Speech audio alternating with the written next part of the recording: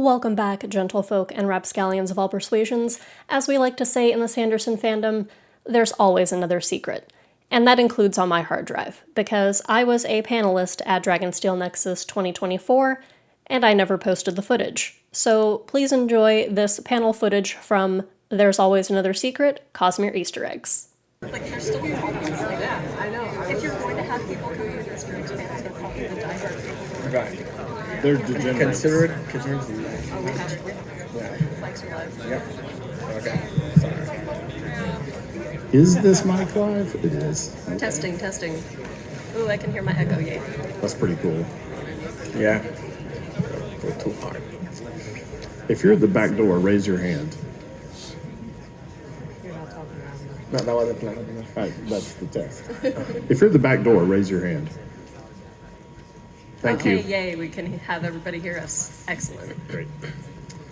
We've got 1 minute left. You may talk amongst yourselves. What's your favorite color? Turquoise. Teal. It was blue until 3 days ago. Purple. What changed it?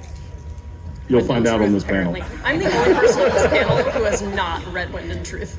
They're not spoilers. No, we're not No, spoiling. no spoilers. We're going to go over the rules here in a We're second. gonna spoil Aaron on everything in this room. Yeah. What was your favorite color, Jen?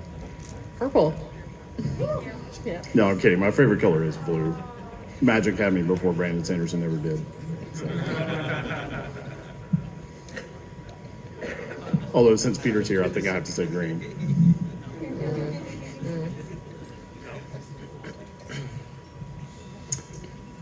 Okay, I'm going to go ahead and start. Wow, that was perfect, right as it clicked. It's 9 o'clock, so we're going to start this panel. This is the There's Always Another Easter Egg panel. There's always another secret. We're going to talk about Easter eggs that Brandon has cleverly and sometimes overtly hidden in his books. For our panelists, we'll go ahead and introduce ourselves. My name is Billy Todd. I am a beta reader for Dragonsteel. Wind and Truth was my first beta. I'm really glad you guys have gotten to join us in the clubhouse. I am also the track director for Sanderson Track at another convention called JordanCon, and I've been doing panels for Sanderson content for now 11 years. It's wild. Next up is Aaron. Hi, I am just very excited to be here, and that's what I put on my application to be a panelist, because I have been following the Cosmere for about a decade and a half now, and I wish I knew how many things would fit in my brain if it wasn't filled with Cosmere stuff. Sympathize with that. Oh, Yahoo. Hi, I'm Eliyahu. I'm also a beta reader, and I help moderate some of the online communities on Facebook. I'm just really happy to be here and see all these people. I'm also a little nervous, so don't at me. Jen. I'm Jen. I work at Dragonsteel under Isaac Stewart in the creative development department. And even before that, I was a huge Cosmere nerd. I'm living my dream at Dragonsteel, so I'm excited to be on this panel. Yeah. So we'll talk about rules for this panel. Number one, no, we will not be spoiling Wind and Truth in this panel. That includes any Dragonsteel authorized release of material. So that means no preview chapters will be discussed in this panel. What's that? Yep. We're all good with that? No preview chapters? Good, because I can't remember what was in those chapters anyway. So if you're worried about spoilers for Wind and Truth, you are in a safe place. We promise we will take care of you, especially since Aaron is close enough to slap any of us, so we're good. Also, if you have any questions or you want to participate in the discussion, you can do that, but please line up at the microphone, which is located over here. Throughout the panel, and we may call on you for relevant things. We just ask that you please be relevant and brief for the people behind you in line. Okay, so with that, what do we mean when we say that we're talking about secrets and Easter eggs? This man. Brandon likes to sometimes hide things in plain sight, but your vision relies on the context in which things appear, right? And sometimes things that are perfectly normal will appear in places where they're not normally found. That's the sort of stuff we're talking about. Things on the wrong planet, people doing the weird things that they shouldn't be doing, and things that, how did this even end up in this book? This feels like something I know from the real world. So that's the sort of stuff we're going to be talking about here. We're probably not going to be talking about, though we could, step into the world of things like what are the literary influences on Brandon Sanderson. That may be sort of the outer boundary of what we're talking about here. But Easter eggs where Brandon has done things in one work and it shows up in another are absolutely on the table for what we're talking about here. So with that said, we're going to start with talking about characters because everybody loves our favorite characters. And we'll start here with Aaron, I guess. When we have characters that show up in unexpected places, world hoppers, whatever, what are some examples of ones that you think of? You're like, oh man, I remember when this happened, and that was really cool. Oh, so one last rule: we are spoiling everything up to Wind and Truth in this panel. Okay. I hope that you signed up for that when you came to an Easter eggs panel. Yeah, if you were not expecting that, you're in the wrong place. But we should be clear: if you're worried about being spoiled on Warbreaker, you're in the wrong place. So, with that said, Aaron, my question stands. Go ahead. So the first one that I remember pointing to and being like, that's so cool, was chapter 88 of Words of Radiance that ended with, hello, would you like to destroy some evil today? And I was like, whoa! And like, I knew that they all took place in the same universe because I had a Cosmere Sherpa introduce me to Brandon Sanderson. And I was like, just keep an eye out because everything takes place on different planets in the same universe. But then I saw Nightblood show up and I was like, okay, here we go. And in fact, here we went. Does anybody else have any thoughts about that particular one? Because that is definitely high on my list. That one rocked my world when it happened. That was actually one of my favorites also, but I also love the foreshadowing when Cultivation offered Dalinar a sword that bleeds darkness. Yeah. Right? And I also had kind of the same reaction of, oh, that sounds like that other book. But I wasn't sure. It could be a Shardblade, could be something else. Is it actually Nightblood? And that got me my thoughts running. When it actually happened, I was overjoyed. I loved it. Yeah. I Jen? appreciate that we're talking about this in the characters section of our discussion here because we do have a section on artifacts, Yeah. which is also a good place to put Nightblood. But at this point, it's like character. Yeah. He's a sentient little murder puppet, and I love it. Yeah. He has a soul. My first reaction, I have to confess this, and you guys can throw tomatoes. It's 10 o'clock. You don't have the energy for it to make it all the way up here. But when I first read that, my first reaction was actually like, it was a double slap. Because for me, I thought, oh, awesome, this is Nightblood. This is going to get cool.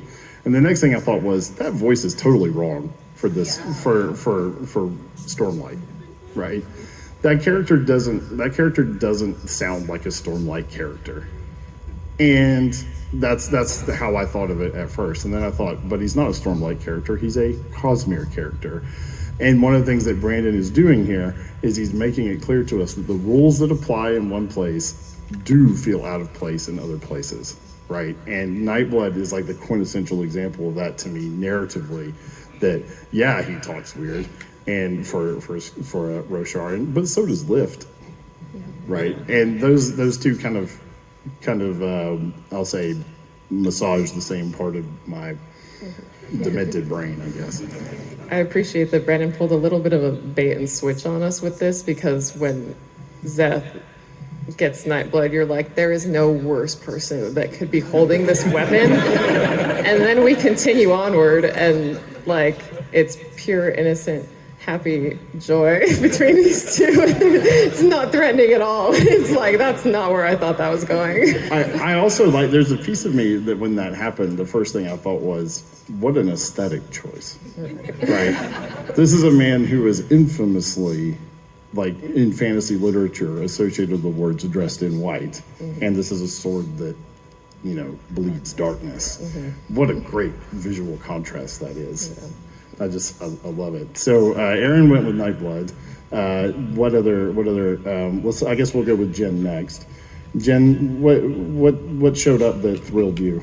I was character.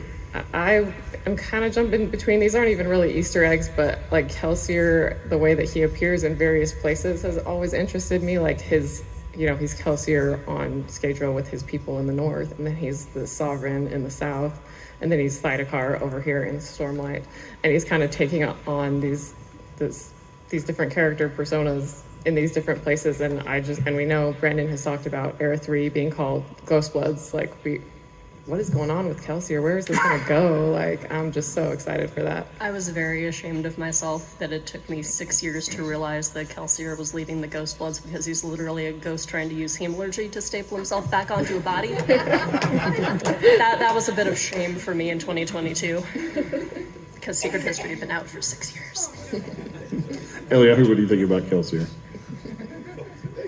I loved when we found out that he's actually Thydakar. Like, when I read those words of Lord of Scars, I literally jumped out of my seat and dropped my book. It was like a really good moment. And being who Kelsier is, we know he might have been the villain of someone else's story. Yeah. I can't wait to see how his influence will affect other Cosmere planets or systems. I had the opposite reaction, I have to be honest. At the end of when the Lord of Scars was introduced in that context, I was annoyed because I had hoped that Shalon's character arc would not need someone from outside the book, from outside the Stormlight Archive, for her character arc to advance. And Brandon was certainly suggesting a signal in that book that might not be his plan. And I looked at this and I thought, man, is this just really just going to keep getting more and more and more integrated to the point where this is a thing? And then the Lost Metal happened. and I was sitting, 100 feet that way when he said the gloves are coming off. And I said, okay, I'm being personally attacked. I'll take it. That's fine. And I've since come around on that position. That has nothing to do with me having been a book 5 reader. It's just the passage of time and having read The Lost Metal. That was really cool, and I'm glad Brandon did that, and I'm on board. But at the time that I read it, I thought, ugh. But now, yeah, I'm on board. I think it's pretty dope. Yeah, it's pretty sweet. Okay, any other characters that we want to bring up before we move on? Well, my favorite appearance actually was Marsh and his lore as death spreading out the Cosmere. Yeah. Marsh has always been one of my favorite characters. I feel he does not get the recognition he deserves. And the fact, yeah, exactly, give it up for Marsh. Yes. And the fact that his lore is spreading out through the Cosmere, and we know that might have a lot bigger effect than we know at the moment, he might become something bigger than what he even is today, which he's still, human, but gaining more and more attention, and people thinking about him as some kind of entity might put him on a projection to become that actual entity at some point, which is something I am kind of hoping for. That he might become more than just a person. He can become an ideal like Batman. Kind of, yeah. I would say that Marsh, even now, has had that sort of expansion that is required for you to, not have to go into the Beyond, just because of everything that has happened to him. Mm-hmm. From what we know up to the point of the Lost Metal. Jim? I always like to remind myself of just how much of it seems like Marsh was truly just like a fun little nerd sometimes in his real original life. And when he in the Lost Metal, when he uses somehow steel and iron to crush a gun in this way that's just super powerful to intimidate all these people in the police station, and he's like, yeah, that was just for optics. I just need to be cool. We all know you're a nerd, Marsh. It's fine. He does have his brother's flair for the theatrical, right? Yeah. I correct my recollection, but doesn't Marsh also get a shout out in Tress? Yes, Right. exactly. And that's that one for me. When I read that, I thought, oh, that's awesome. That's totally cool that word has made it all the way to a completely unrelated place by this time. I don't in the think future. we can move on from characters without talking about Hoyd, though. Sure. The original Easter egg. I mean that, yeah. So But we could have a whole panel on Hoyd, so let's just Hoyd. Hoyd, you dig? Yeah. I think that Hoyd is sort of like almost the base template for Brandon's Easter egging, right? It's probably the first one that a lot of people noticed because it was the same across a couple of books, and they're like, hey, I saw that name before. Was it in the Q&A the other night when he said that he kept the name Hoyd to make it easier for readers? Yeah. Right. And thank you, Brandon, for doing that, because I'm infamous in my reading friend groups for not being able to keep track of people's descriptions. And so Hoyd can show up in 17 books and I would never know it's the same guy. Okay, so now let's talk about magic systems. So everybody knows that the different worlds have their different magic systems, and we could have a whole panel about that. And in fact, I'm pretty sure somebody did, and it was very educational, and I didn't go to it. But when these magic systems show up on the planets where they don't start, that's when they seem cooler to me, right? And there have been some instances where this happens. I guess we'll start with Jen and work our way down. Jen, what are the instances where you've seen people use magic powers that have no business being here? I'm not going to answer that question. I'm going to answer a related question that I think is it's not something that people use, which is why it's not exactly that question.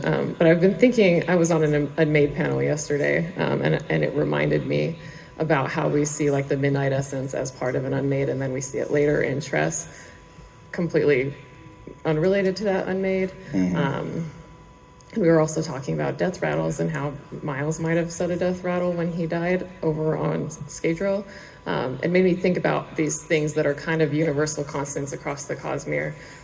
That goes back to things like steel having a similar ability in Allomancy that it does on Roshar and Fabrils, and all the different metals having kind of a similar thing that they do across multiple different magic systems. And it goes, deeper than just metals, but like all these different types of things. And a lot of, like pretty much all of the things that we listed as we were discussing this topic are things that are like universal constants of the Cosmere, but they show up in different magic systems in slightly different ways, but you can clearly tell that they're the same origin. And that's just always fascinating to me, trying to dig down and figure out what all of those are. I feel like helps us to be able to extrapolate more about these powers and potentially about the future of the Cosmere. Yeah, one of the notes that you made here, which I think is neat and deserves to be mentioned, is the fact that zinc, which is used for rioting, causes Spring to more strongly manifest, right? Which I think is a good example of Brandon keeping his rules consistent, but applying them in different ways in different contexts. Right? And it's really cool when we have that for like a few of the metals. She didn't tell us all of them though, but like seeing the parallels between those, we can start to say, okay, so what do we think this metal does that she didn't mention? What does it do in a Fabril? How can that potentially be used for Magitech down the road? Like that's a fun place to go and experiment with. Yeah, my favorite of those is aluminum, which apparently is the all-purpose metal. You can use denying the ability for energy to project in a certain way can be used in a lot of cool ways, as we find out in, was it Dawn Shard, right, where they are channeling they're using it to direct force, right? And that gives the power of lift, lowercase L lift. But go ahead, Amy. I also love the fact that literal aluminum foil hats will block emotional allomancy. That is endlessly amusing to me. That's one of those meta Easter eggs. That is it. Yeah, that is absolutely stellar. It's fantastic to me. So I think Jen, your expansion of my question was good. I'll revert back to its original form, which is, but just to repeat it because you more eloquently articulated the point than I can repeat at 9 o'clock at night. But for when we see these instances where magic is, we'll say, manifests itself, whether it's used or not, it manifests itself in different contexts. Eliyahu, where are places where you've seen it done that you think is cool? So I really like that you have the romantic pulses, which really remind me of the rhythms on Roshar. Oh, that's neat. Yeah, that's an interesting And I don't actually know if they're connected or not, but it seems like Investiture has a way of acting, and this might be a consistent one. And you see it also with forgive me if I pronounce it wrong, I never heard the audio, but with the Hijo, with Inyomi, right? When they're teardropped and if I recall correctly, they mentioned they move to an unheard rhythm also. And that also brings me to a second point I really like is that connection seems to be also another one of those universal powers or ideas that help move anything along. So that it's not unique to any one specific magic system, but all of them have it's something to do with its ability of connecting to something. Right. That's cool. Aaron? Well, you took the two good ones.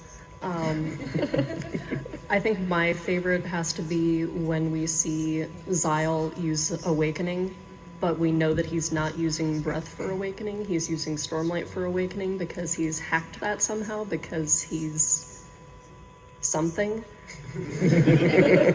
He's overturned, and that is like meta Cosmere stuff that is not the topic of this panel, Right. but that I just like to go down rabbit holes in my brain.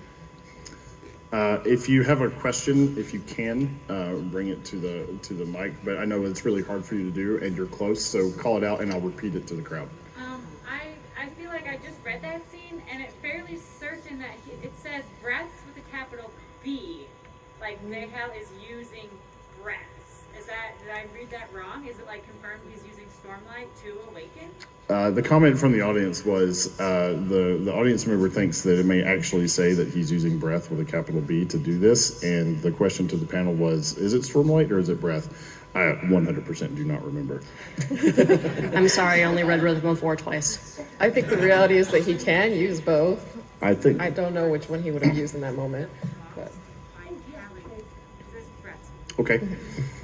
So for me, one thing that I think are cool are these chickens that keep showing up everywhere. As a child of the South, I do love chicken, but that has a different different ramifications on different planets in the Cosmere. The fact that the Rosharans only have one word for things that have feathers on them. Horn eaters have more, right? But the horn eaters are weird. The Rosharans as a whole do not have a robust taxonomy. We'll just put it that way. And meanwhile, on Six of the Dusk, or First of the Sun. Sorry, Six of the Dusk is a person.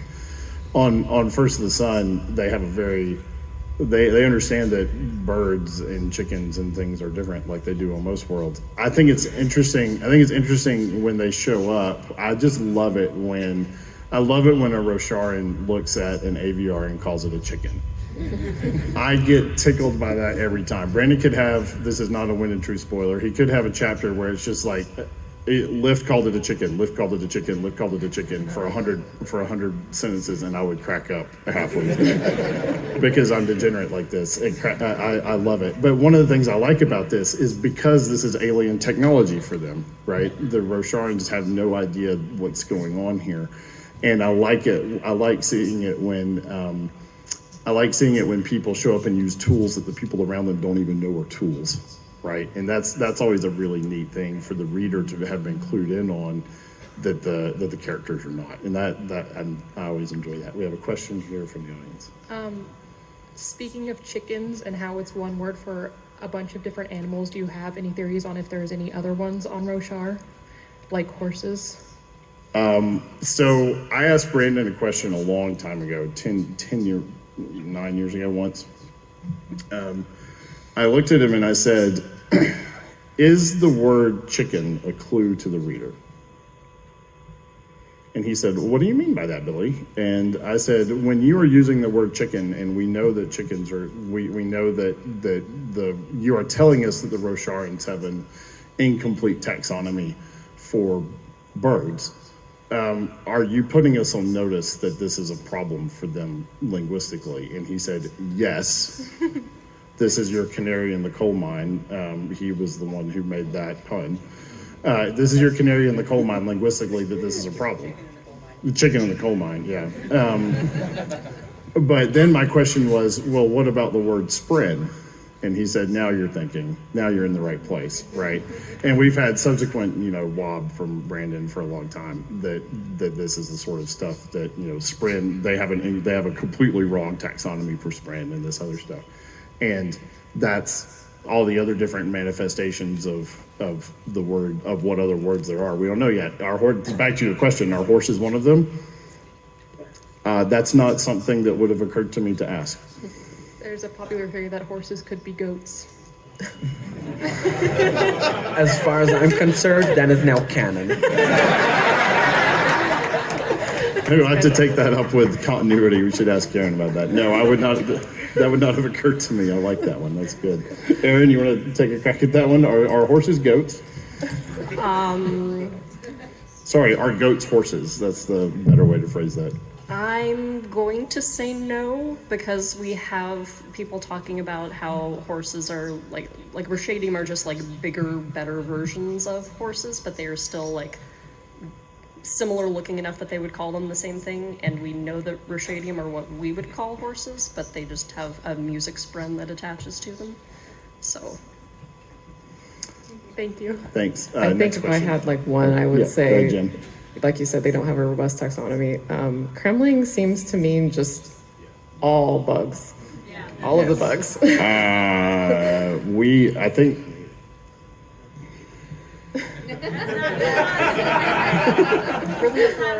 Yeah, it's not a spoiler. It's not a spoiler. It's not a spoiler that I had to process why I know this. I agree with you, Jen. Kremling is a over-inclusive word. Yeah. I think it has to do more to size, Kremlins, and then chasm fiends, and anything in the middle. Yeah, the Rosharans use Kremling to mean critter. if you guys are wondering if you can say something, and I'm like, no, I know about that too. It's okay. Yeah. Yeah, you're serving a great public service here, Erin. Thank you. I do what I can. Next question. So speaking of world hoppers, I'm obsessed with Felt's appearance in Stormlight, because when I noticed it was when he randomly said Rusts when they were in Shadespar. I know he was mentioned by name before that, but who remembers names? So I guess, do you have any theories about what he's doing there and why he's a world hopper? I really like that when they go to the Night Watcher, and he says that he tried to visit the Night Watcher, and it's just like, sorry, I'm more foreign than you are. Yeah. Yeah. And Taylor's just like, sure, I'm from halfway across this continent, but you're more foreign than me. I whatever. He doesn't even ask. This person's name was what? Felt? Is that what you said? Felt?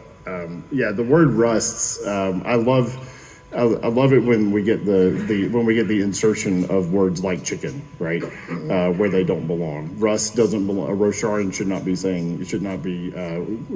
You shouldn't. There are certain swears that belong in certain contexts that should not show up in these, right? And that's I love it when those show up. The question was, do you have any theories about Felt? I always like you to answer that question. You have no theories.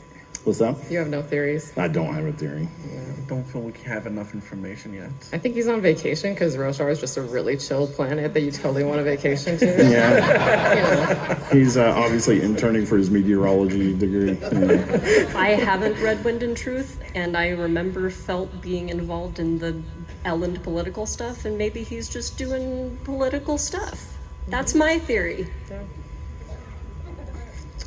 We have another question here in the mic. So, the Arcanum Unbounded has the cover with a cloaked figure holding a book. Do we know if that cloaked figure is a particular character? That's a great question. Chris, probably. Yeah, I'm pretty sure he said it's Chris. Okay. Which makes sense. She's the Arcanist. Do you remember the good old days when we all thought Hoyd was writing the Ars Arcanum? And we were all theorizing about that? I never thought that. Because I've never seen him showing that much attention to the written word that wasn't attributed to him, right? And That's fair. but fair. right. But it did take a disgracefully long time for me to figure out who it was, even though I'm pretty sure it now says in the Ars Arcanum who writes it. So, our colorful question right here. This is not for you, Billy. Okay. I know it's not. Yeah. But since we're talking art, what do y'all think about the art that he leaves hidden in the artwork that he makes everybody figure out, like Naz's notes that, thank God for the 17th shard and copper mind. I love you. I love you for translating all that stuff for us.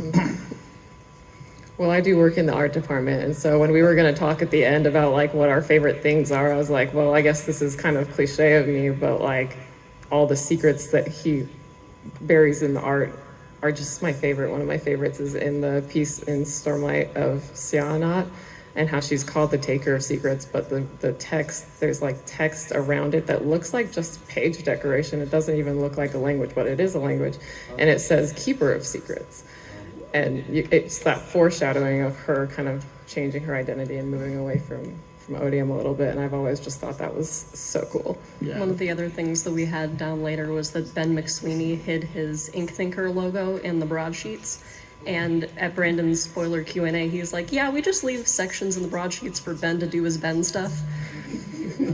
So... In fact, everything in the broadsheets, if I may tip my hat to creative, the broadsheets are awesome. I love the broadsheets.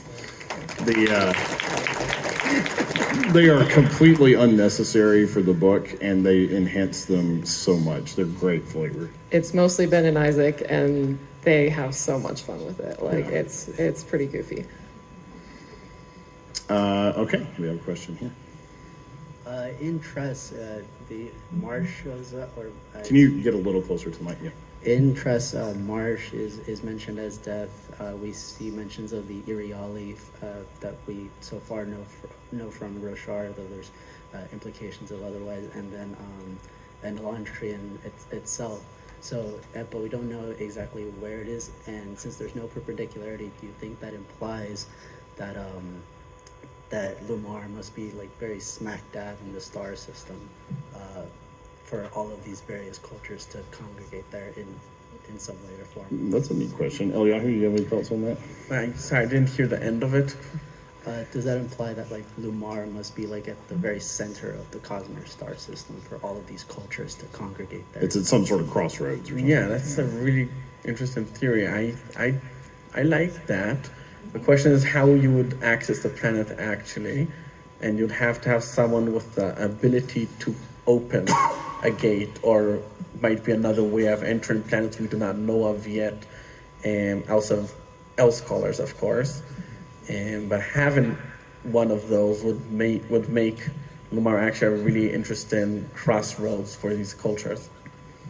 Thank you. I think that we don't know a whole lot about the ethers and what they were doing like before Ada Nauseam happened, and so it's possible that there was interactions with that, with people getting to and from Lumar, because we don't know. I think we don't know how far future Tress is, but it seems like it's pretty far forward. Someone has a literal spaceship. And I think maybe just the presence of all of those people is a little more innocuous. Maybe it just is pointing to the fact that we're pretty far future Cosmere, and there is just a lot more of a melting pot happening across all of the planets. Like, people are just traveling because Shadesmar travel is probably a thing. There's probably actual space travel by that point, and it's just showing that like people are getting around because they have the technology to do that now. Yeah. Oh, this person's carrying your passport. That makes me worried. Go ahead. You should be worried. Yeah. There's a part of the Cosmere that has me spiraling constantly, and usually I just use denial to try and avoid it. Yep. But I can't, because they're out there. In the Scadrial section of the passport, it's called out specifically. The Chondra species, now widespread throughout the Cosmere.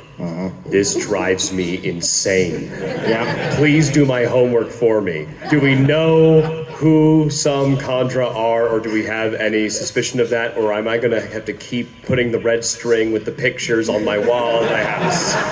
So help me. What we're gonna do is we're gonna go through the panel, and each of us is gonna name a Chondra, and I get to start with Bleeder. What's his face? The zombie doctor on Ulan. Ulan. Yeah. Say where they came from. Where they are. They all came from Scadrial. Where are they now? Yeah, where they world hop to. Oh, I don't remember where Bleeder ends Oh, up. come on. Era 2. Is she? Yeah, mostly I just want to put that one brainworm from in Mark. everyone's heads so that you can all suffer with me. So if you can call them out, great. If you get around to it, great. Okay, do you want a worse one? Because I actually have a similar gripe, not about the Conjure. It's even more obscure, but it's the exact same gripe. I doubt it. Hit me. What do you got? Oh, I know what this is. There's like one mention of the Saya Amians and the fact that they can change their skin tone to look exactly like normal humans. Vibe.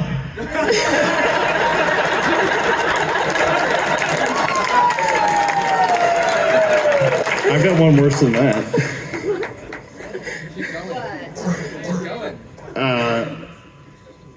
No, I don't know. I don't know where I got that. I can't remember if that's real or not. Sorry.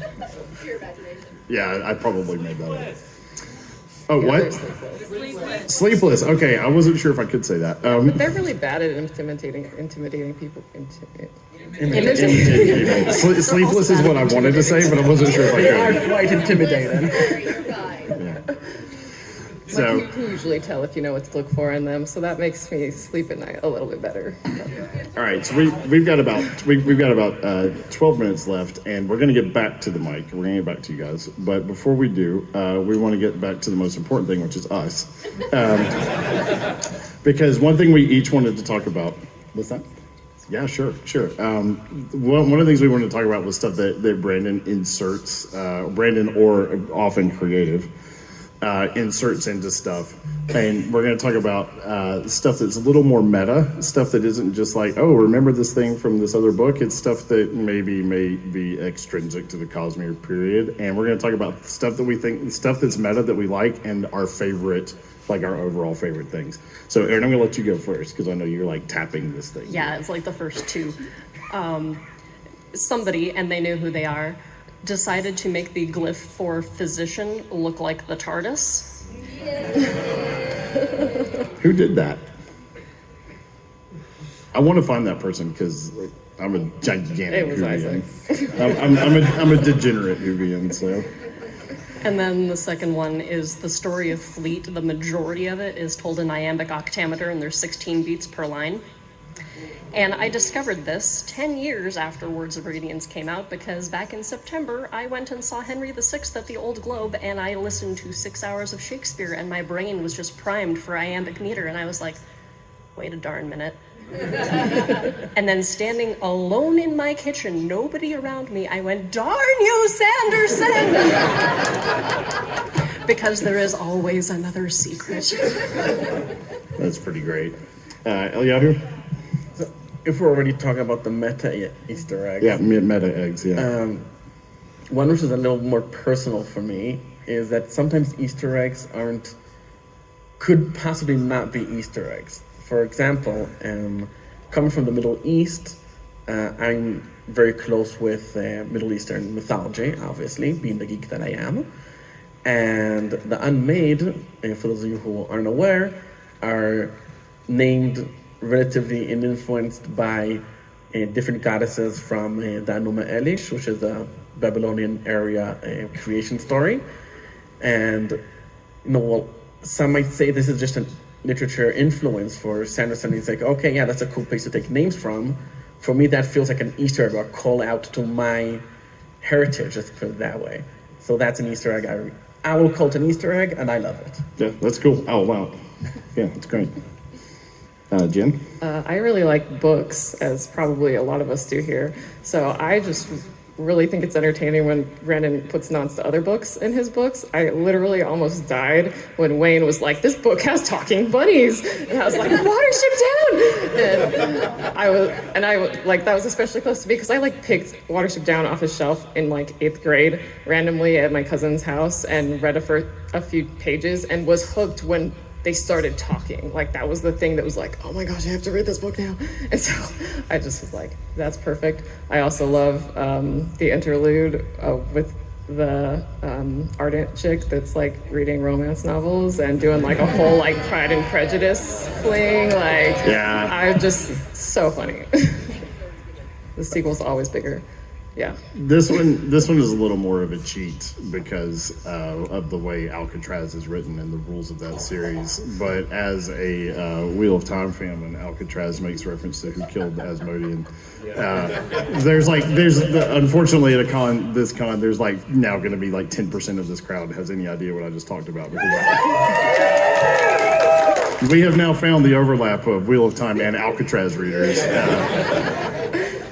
But that's one of the that's my Pride and Prejudice moment, right? Is when he puts that in there. Who killed Asmodean? It's like, oh god, even this kid is obsessed with it. That makes sense to me. Okay, I hadn't even read Wheel of Time back then, and I knew about Asmodean, and I was just like, what? Yeah. So last round from us before we go back to the mic. Our favorite things. There's also a thing that Brandon does where he'll put people into books. He'll put people in there's Alstrom Tower and the Alstrom Loop. These are references to Peter Alstrom and Karen Alstrom, who are in charge of the editorial department. Isaac is the cartographer, right? He's Dalinar's cartographer. Mm-hmm. And there's some others in there that he did this for Wheel of Time too. He did this all over the Wheel of Time books. He would take people and put them in there, and it's always nice to see your friends. And Jim has authorized me to say that my favorite is that I have shown up in Wind and Truth. That's your only spoiler. I've been Tuckerizing that book, and so I'm super thrilled. And I didn't know it until Brandon pointed it out to me 2 days ago. You didn't know that was you? I didn't know it was me because it showed up in the Gamma, so I didn't see it because I wasn't on those pages. And then when I saw it, I lost my damn fool mind. All right, so does anybody else have anything we want to talk about before we get back to questions from the calls from the public? Okay, next question. We've got 5 minutes to go. So, do you think that the leader of the Ghost Bloods, because of the chicken, has powers, and as such, what would they be? So let's be clear, this is not a theory panel, and so for us to get into theorization may be a little off topic, but I'll let this question stand and I won't answer it because I have no idea what the hell you just asked. We know that he has a lot of artifacts from a lot of different places, but we don't know which of those artifacts he may or may not be using to have powers that may or may not exist. This topic in general really makes me think about comparing the magic systems to each other and just being like, okay, but which one's the best magic system? Like someday when we get into like Era 3, Era 4, and everybody is using their own magic system to like create spaceships, like which one is like the actual optimal spaceship? Yeah, which one do the engineers like the best? Which one? Yeah, exactly. Yeah, right. I'm still losing my mind over the awakened meth lines. Right. Over here. Yeah. So coincidentally, my question's fairly similar, but a little more specific. Okay. To Marae's. Whenever it's said that Shallan meets with Marae's, he always seems to notice her, and he does have artifacts from other worlds.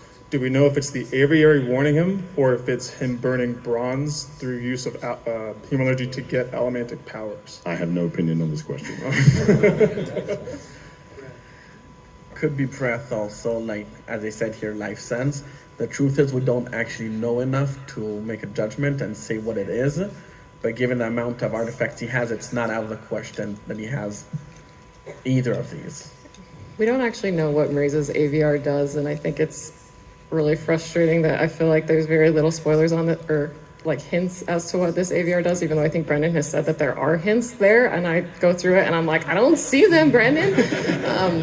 But I was thinking about this not too long ago, and thinking about what AVR powers we do know about, and one of the most common ones that even on that planet is the kind of copper cloud equivalent of hiding your brain from things. I was like, I guess I could see why that would be really valuable to Mraze, to have something that would shield his mind, especially if he does have really cool big powers that like shine, you know, like a supernova to someone who recognizes his investiture. Maybe he's wanting to hide something like that. I was like, maybe he just has an ordinary, normal AVR just like everybody else. I don't know.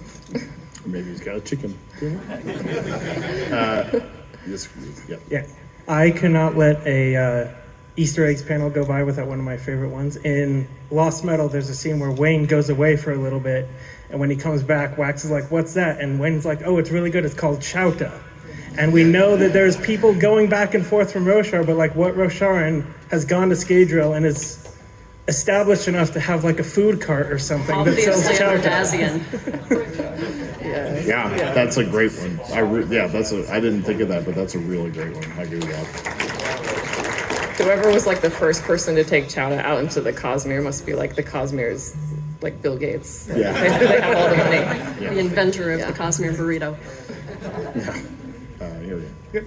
Do you guys feel like the potential to discover Easter eggs is important for like a suggested reading order? Like, hey, read Warbreaker before Words of Radiance, or else like the Sword of the End will make no sense. I have become the Cosmere Sherpa of everybody that I get into it. And I'm like, no, you have to read Mistborn Era 1 and then read Elantris, because if you read it too late, then it's going to not hit the same, and then there's a whole thing. So I have to disagree and say you need to read Elantris first, but also like, same, I have last count of the amount of people I have a screenshot of a reading list, and I send it to all these people, and every time they finish the book, okay, wait, remind me which book is now and what comes next, and I have to like remind them to go by order to get the maximum amount of fun out of all the Easter eggs. If I have somebody I know will enjoy a political drama, I will give them Elantris. Otherwise, I have to hook them with My Fair Lady meets Ocean's 11, and then I'm like, now you can do everything else. For me, I'm a huge advocate of publication order except Elantris, and my reason for this is because of the Easter eggs. Because when Brandon writes an Easter egg, he's writing it in the order in which he's writing his books. By definition, even Brandon obeys linear time. But Peter may disagree. But the point is, when Brandon is writing an Easter egg at that time, he knows it's an Easter egg, right? And other times when he writes things, it's just, this is how it is. This is a thing, right? And so I'm always a big thing of communicating the message that the author is transmitting at the time they transmit it. And I think Easter eggs land better that way when they're in that context. There are other reasons why you might have a different reading order, but for me, the Easter eggs do dictate my reading order. And now I'm obeying orders from my commander here. Yeah, but what about when Brandon makes an Easter egg to an unpublished book? Peter says, what happens if Brandon makes an Easter egg reference to an unpublished book, at which point... Such as when Boyd references You Old Reptile. When he references You Old Reptile, which I have no idea what that means because I've never read an unpublished book, right? Right, but of course it's Frost. What right? Peter is saying is that your opinion is wrong, Yeah. and any order is perfectly fine. But when Brandon's doing that, he's either making a reference to a thing where he knows people will have read an unpublished book, in which case it's still in publication order. It's just a much smaller publication distribution, or he's deliberately creating a hook that this is a mystery. I have no idea what he's talking about. That will be rewarding upon reread once that happens later, right? I'm a soft fan of publication order, but I do generally think that most Easter eggs are going to hit whichever way you take them. I think I've never tested that hypothesis. I mean, I have been a fan since like Hero of Ages came out, so I've always read them in publication order, so that's why that bias is there for me. But I absolutely think that, if you learn about Fabrials first and then you're like, oh, Allomancy works very similarly to Fabrials, like it's going to hit the same.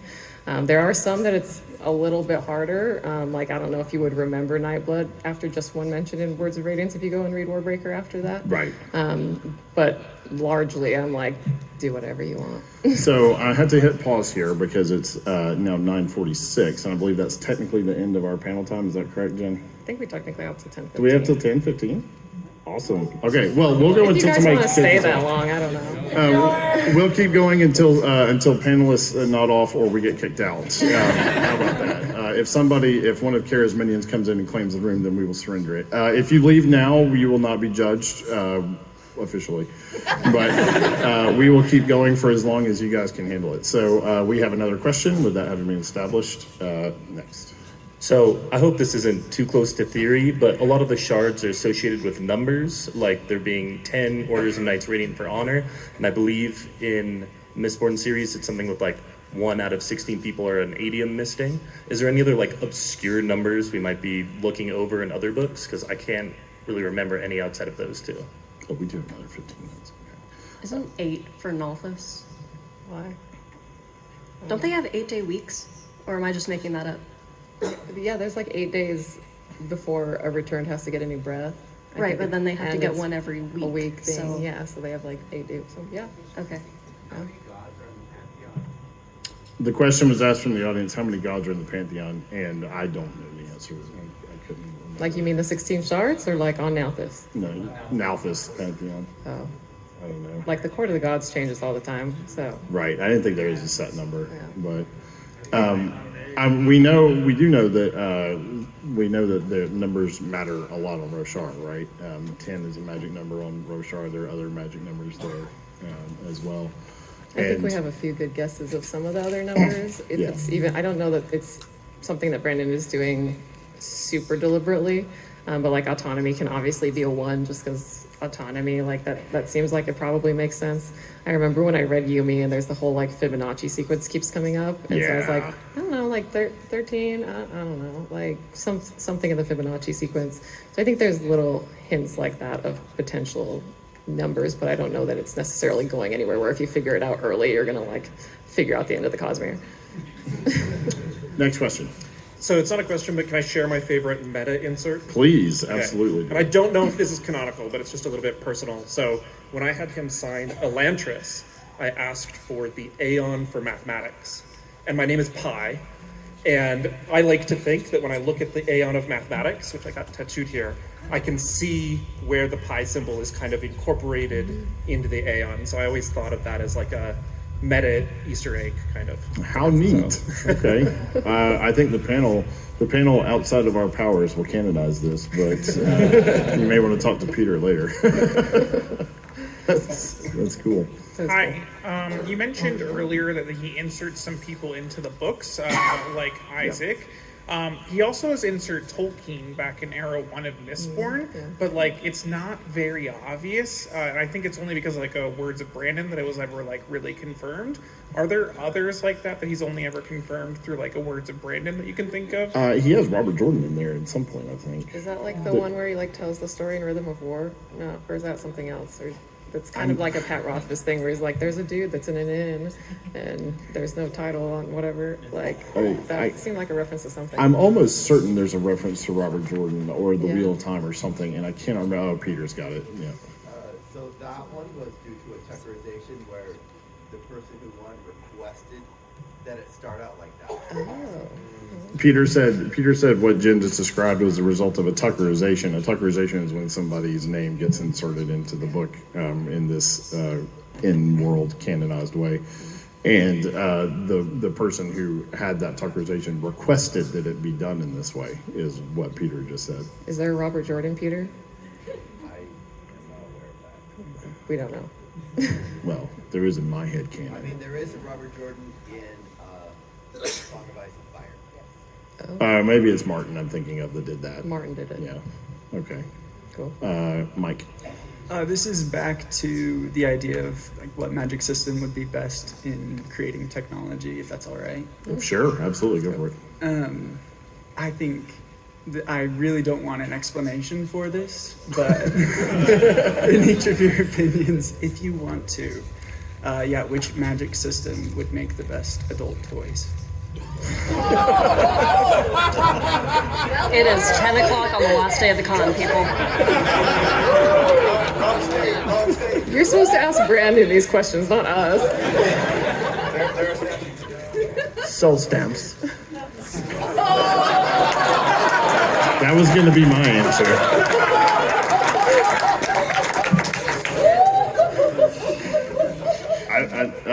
Peter has an answer.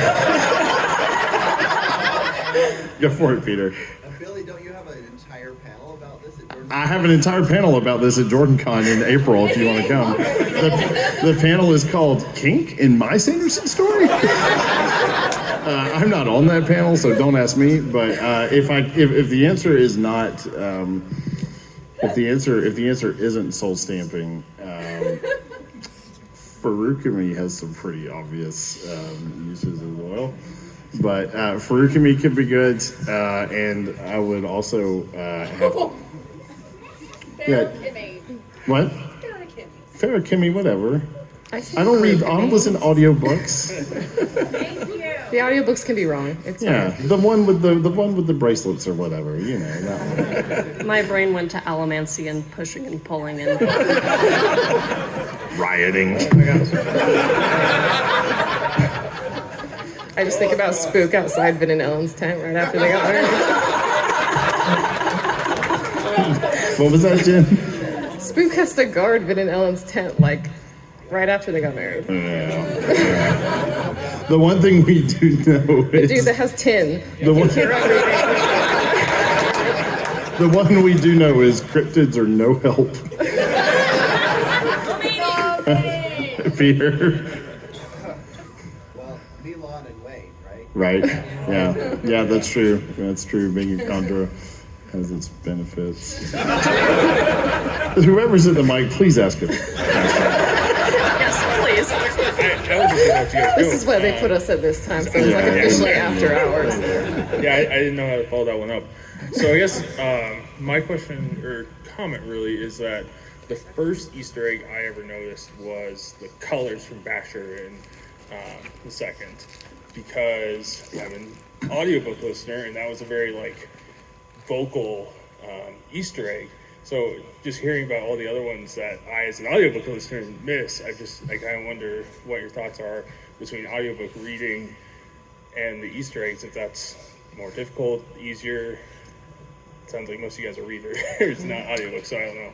That's a really interesting question because I'm not an audiobook reader, but I have wondered if the audiobook readers carry over their vocalizations of the characters when they appear in different books, right? They do, yeah. Like when Vasher is in Warbreaker, when Vasher is in one, does they use the same voice, right? Nightblood especially, that same moment with Nightblood, it was like, oh, this is the Nightblood voice. Yeah, so is that a thing? Since Yeah. I don't do audio at all. Yeah, I do audio. I think the last book that I read was Words of Radiance, and then all of the ones after that have been audio.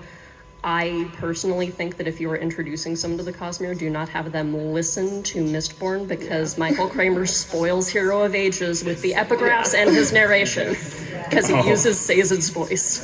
And you're like, well, I know who's the Hero of Ages now. That's cool. I was so upset because I had somebody who exclusively listened to audiobooks. I'm like, you're not going to get the payoff of this. That's boy, that's brutal. Thank you. Work in the interludes has some spoilers, or not spoilers, but Easter eggs as well. I remember a panel 2 years ago talked a lot about some of the artwork, which really, like to spoil the women's movement thing, with some of the spears and different symbols that they have. Oh, you mean like the chapter icons have spoilers in them sometimes? Or like, not spoilers, but yeah, Easter eggs to things. So those would be ones you would miss as an audiobook listener. Mike. Earlier we were talking about Chandra before that gentleman left. Oh no, he just moved over there. Hey buddy, I got your back. You're I was still just here? I thought you scared you away. I was just wondering if there were more. Like we got to 2 and then we got distracted. Oh, my and I want to go back to the more Chandra. Fine. You got me. It's 10 o'clock. Everybody who cares is gone. Kaladin was a Condra the whole time. You got me. There's a lot of people that think Mral, who is Taravangian's like aide, is a Condra because he is bald and we know that hair is a hassle. And he also does not express much emotion. So people have used those things to be like, this dude is a Condra. We have no idea though. So there's no more like confirmed ones? Outside of like Mistborn itself. I mean, we know that, I think we either have it explicit in the books or we have Wob, that there's a Condra on Roshar somewhere, right? And everybody... It's a Wob, yeah. Everybody likes to play Spot the Condra and everybody has their theories. And I think there are voluminous Reddit threads identifying suspects, but I don't think we actually have knowledge of who that Condra is. Right. I'm really bad at Spot the Condra. Incredibly bad at Spot the Condra. Did someone say a name? I thought someone mentioned a Condra. Sabarial. Sabarial. Okay. Nice. Yumi Somebody has a say contra? Yumi? No, Not the Yumi. Oh yeah. The one that's not a conjure. That's a sleepless one? That's a Spren. Yeah, that's design. Yeah, that's Wit's Spren. Which I love her so much. Question. This one might be grasping at straws a little bit, but I'm curious what your thoughts are on Venli distinctly having 3 color patterns on her: red, white, and black. So actually, it's Leshwi, I think, that is specifically described as having 3, and the way that Venli does it sounds to me like she doesn't, but she pretends that she does because she's self-absorbed. Like, she's like, look, I have this little tiny piece of black, and it's so rare to have 3 colors, and I'm so cool. Like, that's like totally young Venli's like personality. I do think that Leshwi is specifically mentioned as having all 3 colors, so it does happen. But I think in Venli it was just an ego thing. Fair enough. Thank you. I can never remember stuff like that. Like Adeline, that's a dude, right? Somebody mentioned numbers earlier, and a buddy of mine who's much smarter than me recognized that, I think Brandon said at some point there's in between 200 and 300 hemalurgic spike points, and 16 times 16 is 256. Are there other 16s that I'm missing? Because I don't do numbers. Can you think of other things that are pairs of, or sets of 16? Because I know there's also, like, some people think there's actually 16 surges. I haven't read any of the new thing, but there's 16s everywhere, and I don't catch details like that. Have you?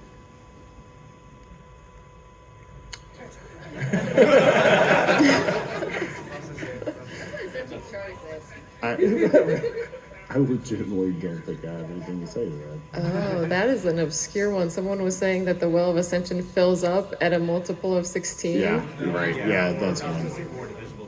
Regrettably, it was at this point that I ran out of storage, and I am missing the last 5 to 10 minutes of Q&A that happened.